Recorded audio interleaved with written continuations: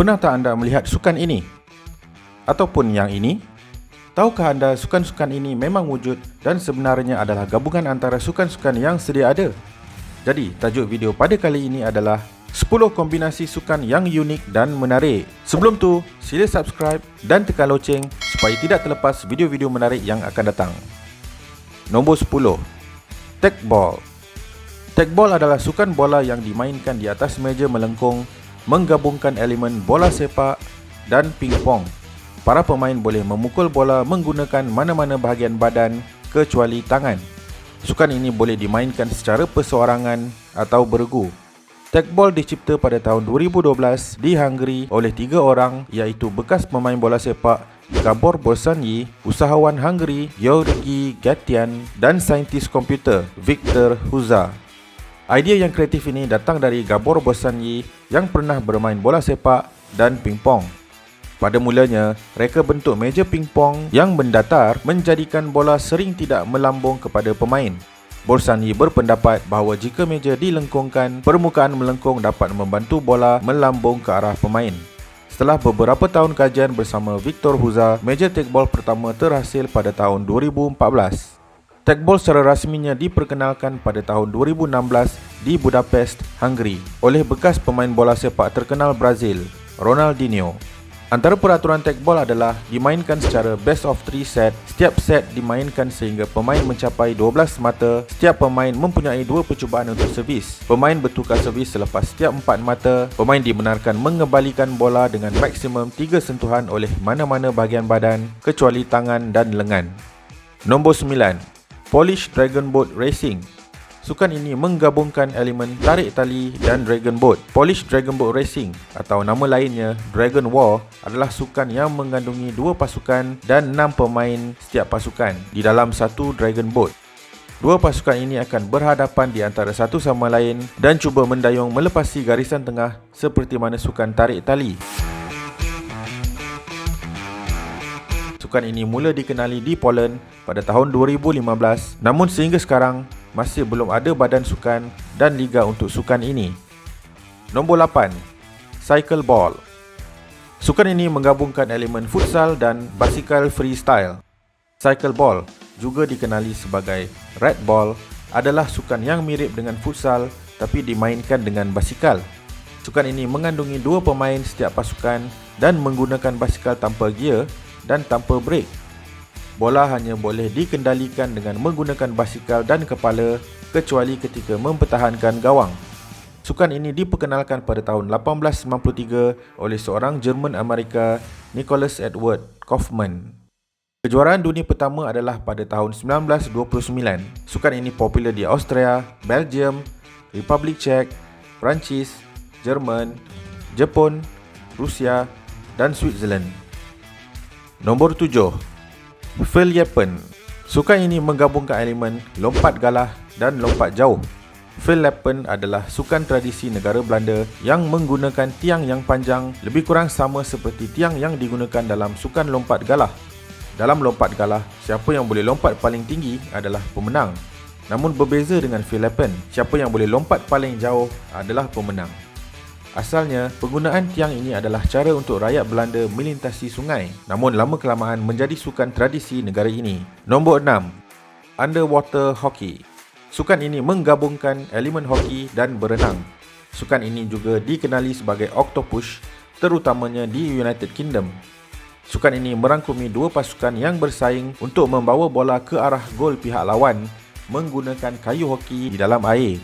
Cabaran utama sukan ini adalah para pemain tidak boleh menggunakan alat bantuan pernafasan. Mereka perlu menahan nafas di dalam air ketika bermain. Sukan ini berasal dari England pada tahun 1954 yang dicipta oleh Alan Blake.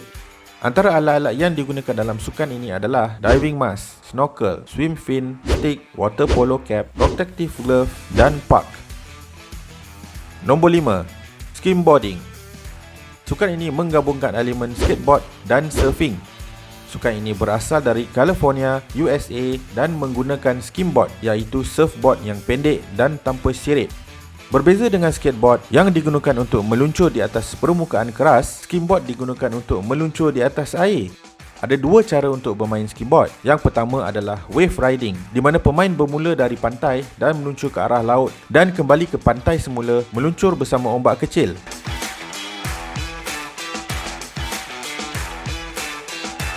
Kedua adalah flatland, di mana pemain meluncur di atas permukaan air yang cetek dan terdapat beberapa objek dan halangan.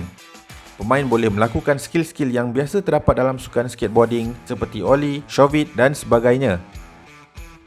Nombor 4. Calcio Storico.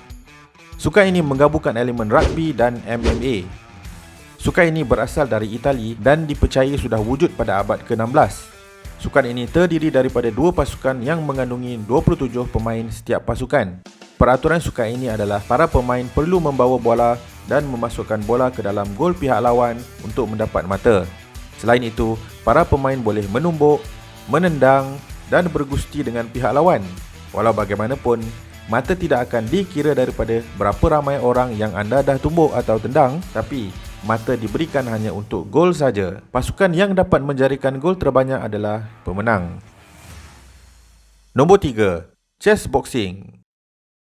Chess Boxing adalah sukan hybrid yang menggabungkan satu permainan dan satu sukan iaitu chess dan boxing. Dalam sukan ini, para pemain akan bertanding melawan chess dan juga boxing dalam satu perlawanan yang sama secara bergilir. Apa yang menjadikan sukan ini menarik adalah satu daripadanya menggunakan akal fikiran dan satu lagi menggunakan aktiviti fizikal.